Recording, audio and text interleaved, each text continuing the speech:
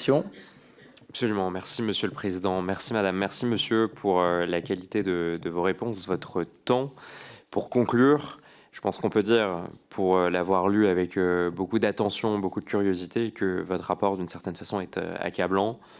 Après 10 ans de mandat de Delphine Ernotte, vous décrivez un climat de travail, je le cite, brutal, une organisation, je vous cite encore, autoritaire et élitiste, des inégalités de traitement, des fortes tensions.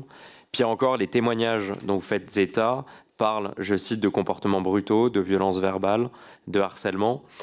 Mais le pire, je trouve, c'est pas tant les témoignages de souffrance au travail qui ont été publiés par dizaines. C'est déjà accablant. Le pire, c'est l'inaction. Je cite la banalisation des violences de la direction que vous dénoncez dans votre rapport. Il y a eu 3 réunions, notamment avec les représentants du personnel, pour sonner l'alerte, mais à aucun moment la direction de France Télévisions semble n'avoir pris la mesure de la situation.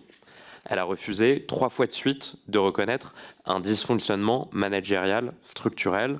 Ce rapport d'audit aurait pu peut-être être commandé par la direction suite à ces témoignages. Il a finalement été demandé par les instances représentatives du personnel.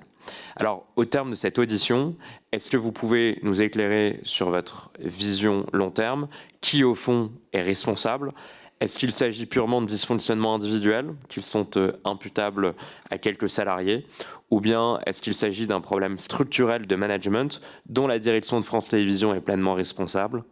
Enfin, selon vous, est-ce qu'un groupe public de l'audiovisuel peut continuer à correctement remplir ses missions dans un tel climat managérial que vous qualifiez d'ailleurs à certains égards de climat de peur?